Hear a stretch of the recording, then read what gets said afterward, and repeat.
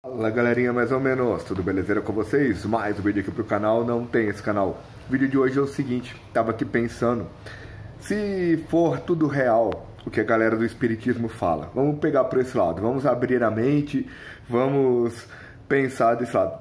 Não extremamente 100%, igual eles falam, porque 100% ninguém tem capacidade, nenhum ser humano tem capacidade de entender 100% de tudo que é, tudo que existe, toda a verdade absoluta sobre o universo. Mas vamos levar em consideração que o que os espíritas falam é o mais correto. Eles falam o quê? Eles falam que a Terra é um espelho do mundo real. Que o mundo real, na verdade, somos espíritos, somos energia, e essa energia, esse espírito não tem forma, não existe nenhum formato dele. Mas existem vários níveis. Existe o nível mais denso, que é o que seríamos nós, carne, concreto, coisa tátil, coisas pesadas, energias densas, e energias mais sutis, mais leves, que só o espírito que não está preso em 3 dimensões, não está preso em nenhuma das dimensões, pode vagar por 4, 5, 6, 10 dimensões, universos paralelos, etc e tal. Que o espírito vai ficando, à medida que vai se evoluindo, o espírito vai ficando mais leve, longe dessa densidade, dessas energias densas, dessa vibração densa, que vai só ficando numa densidade cada vez mais leve, cada vez mais sutil. E aí entra também o que fala na Igreja Católica, no cristianismo, na evangélica e em outras várias religiões, do céu e do inferno. Que o inferno seria um lugar de perdição, um lugar de dor, de sofrimento, de desespero, só energia pesada, só coisa ruim.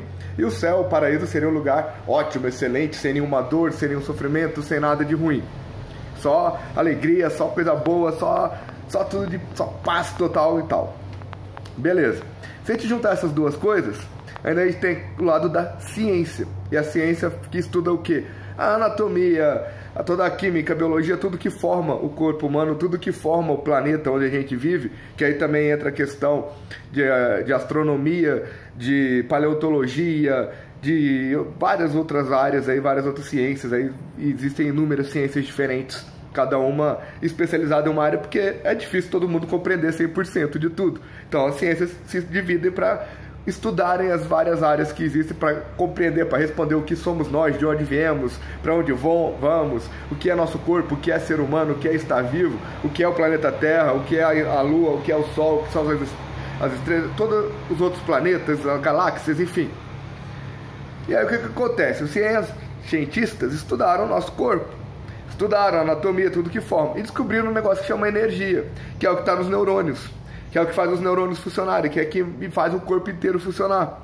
É uma energia que surge do nada e que existe dentro do nosso corpo. E quando o nosso corpo morre, essa energia some. Ou seja, seria o que os espíritas chamam de alma ou de espírito. Os que os religiosos também chamam de alma ou de espírito. Cada um na sua definição, cada um no seu rótulo. Mas enfim, a ciência provou, colocou várias pessoas, se não me engano 245, eu não lembro exatamente isso, mas se você pesquisar aí você encontra essa pesquisa, colocaram 245 pessoas em estado terminal em camas especiais, que eram tipo uma cama com balança acoplada. E pessoas, crianças, jovens, velhos, homens, mulheres, enfim, doenças variadas, mas todos em doença terminal, em estágio terminal. E todos, sem exceção, todos os 245 cobaias, né, 245 pessoas que estavam cada uma numa cama, que é uma cama com uma balança acoplada. Todas elas, no momento que os aparelhinhos que detectam o batimento cardíaco, função cerebral, no momento que tudo, o cérebro parou, que o coração parou, que foi decretada a morte, todas elas perderam 248 gramas. 248 gramas. Todas elas, todas as 245 pessoas perderam 248 gramas quando o coração e o cérebro pararam, quando foi decretado o óbito delas. Ou seja, essas 245 gramas é o peso da energia. Então, assim, não existe pessoas magras e pessoas gordas. Todo mundo pesa 245 gramas.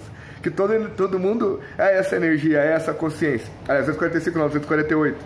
Foram 245 pessoas, confundi, 248 gramas. Então, além disso, os cientistas colocaram o nosso corpo no microscópio. Pegaram o microscópio, colocaram um pedaço do corpo de um defunto. E viram que não existe. Eles chegaram à conclusão que não existe o toque. A gente sente o toque, a gente vê o toque, a gente tem a sensação do toque, tanto que se tocar um com o outro a gente sente dor, até dor. A gente vê o toque, a gente sente, só que ele não existe. Uma mão nunca encosta na outra. É igual o ímã. 2 ímãs, se você tentar aproximar os 2 ímãs do mesmo lado, eles nunca vão se encostar. Eles vão ficar com um espaço milimétrico entre eles que não dá para enxergar. No nosso corpo acontece isso, a gente não toca o nosso próprio corpo. A gente não toca o corpo de outra pessoa. Ou seja, o que é o corpo é essa energia densa, é a densidade baixa. Por quê? Porque estamos no inferno. Porque nascemos condenados, nascemos julgados. Por quê? Porque Deus, um ser poderoso, onisciente, onipresente, onipotente, ele não precisa esperar ninguém viver, fazer as escolhas, fazer tudo que vai fazer, morrer, para depois julgar o que aquela pessoa fez durante a vida. Porque um Deus, sendo onisciente, onipresente e onipotente, ele tem o poder de julgar a pessoa antes da pessoa nascer. Então, antes da pessoa nascer, Deus, sendo onisciente, onipresente e onipotente, já sabe todas as escolhas que aquela pessoa vai fazer em cada milésimo de segundo de vida dela, de existência dela. Então, a gente pega um outro lado também dessa questão, que é o quê? As várias vidas que cada um tem. Por que as várias vidas que cada um tem? A reencarnação. Por que a reencarnação? Ah, a reencarnação não existe. Se não existe reencarnação, então existe um Deus, existe um órgão, um computador, alguma coisa, um conselho, que escolhe o que as pessoas vão passar na vida. Tipo, você vai nascer sem braço, você vai nascer débil mental, você vai nascer e vai sofrer pra caramba, vai passar por isso, por aquilo, vai ter um acidente tatuzando, vai quebrar, vai perder uma perna tatuzando, vai acontecer isso, aquilo. Ah, eu gostei, você vai nascer perfeitinho, o corpo vai ser modelo desde bebê, vai ser um bebê mais bonito, a criança mais bonita, o adulto mais bonito, vai ser modelo, vai ter tudo de bom na vida, vai ter tudo de ótimo. A família unida, família estável, amor, nunca vai faltar comida, nunca vai faltar amor, nunca vai faltar nada, porque eu fico atacado. Mas se essa pessoa que vai nascer com todos esses privilégios e a outra que vai nascer sem nenhum privilégio, por quê? Se as duas estão acabando de nascer, 2 bebês acabaram de nascer, por que um é todo bonito, modelo perfeito, vai ter tudo ótimo na vida, ter família estável, família unida e tal, e o outro vai nascer embaixo da ponte, ou vai nascer filho de um mendigo que bate na mulher, não necessariamente mendigo, mas estou falando assim, pensando nas piores coisas possíveis para a pessoa não ter online, não deve ser uma coisa muito boa ter online. Então, assim, mesmo que tenha uma pessoa que tenha online, que um pai desses alcoólatras que chega e espanca a mulher, espanca a criança, e que falta comida, falta isso, falta aquilo, por que aquela criança merece passar por aquilo se ela acabou de nascer, enquanto a outra acabou de nascer também e merece passar por todos os privilégios? Porque é um Deus que seleciona, é um ditador que seleciona, é um computador que seleciona, é um conselho que seleciona aquilo, ou é fruto da reencarnação do que ela fez na vida passada? Então, várias escolhas, né? Cada um tem tudo que passa na vida por necessidades, por méritos e por necessidade, inclusive, da própria pessoa precisar. É igual a história de Jesus. Jesus já era um espírito muito mais evoluído, mas ele precisava passar por tudo aquilo que ele passou, precisava de ser torturado, precisava de morrer sofrendo e tal, passar por toda aquela dor e sofrimento que ele passou. Ele precisava disso? Ele não precisava disso. Ele escolheu isso antes dele nascer. Porque ele sabia que precisava de ter alguém para dar os exemplos que ele deu. Para ter a hombridade que ele teve de manter a palavra, as coisas, a decência, ter uma vida, uma moral. Por quê? Ele sabia que ele ia ser preso. Porque as coisas que ele falava eram coisas contra os homens de Deus da época. Ele era acusado de heresia na época. Como muitos outros foram acusados de heresia depois dele. Galileu, Giordano Bruno, Copérnico, entre vários outros. Então, Jesus era acusado de heresia. Ele sabia que ia ser preso. Ele sabia que, uma vez preso, Pilatos foi falar com ele. Pilatos era o governador da região onde ele morava. Pilatos conversou com ele e ele manteve todas as coisas que ele falou. Tanto que Pilatos falou depois: vocês querem que eu solte o assassino ou querem que eu solte Jesus contra quem não tem nenhum crime, nenhum pecado? Porque o império e o imperador que o Pilatos representava, porque o Pilatos representava o imperador, ele administrava a região em nome do Senhor, dono de todas as terras, imperador. Porque ele não era, ele mandava na região, mas não mandava no império inteiro. Então, contra o império, contra a cidade, a civilização, ali, contra o que era considerado civilização, Jesus não tinha pecado nenhum, não tinha crime nenhum. E Pilatos falou isso. Mesmo assim, o povo quis soltar o assassino e mandar prender ele, porque heresia era um crime pior do que assassinato na época. Porque assassinato, João deve pro Pedro lá, o João matou o Pedro, porque o Pedro matou o João. O João matou o Pedro para não pagar. João deve pro Pedro e o João matou o Pedro para não pagar a dívida. Ele não oferece risco para a sociedade. O risco era entre os dois. Ou eles tiveram uma treta qualquer e um matou o outro. O crime era entre os dois. O risco era entre os dois. Ele não era considerado que ele oferecia um risco para o resto da sociedade.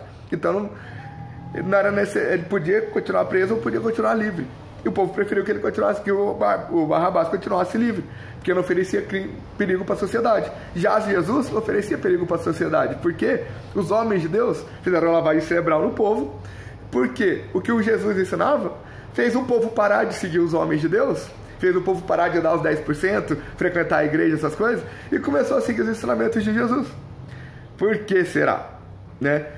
Poder, manipulação populacional.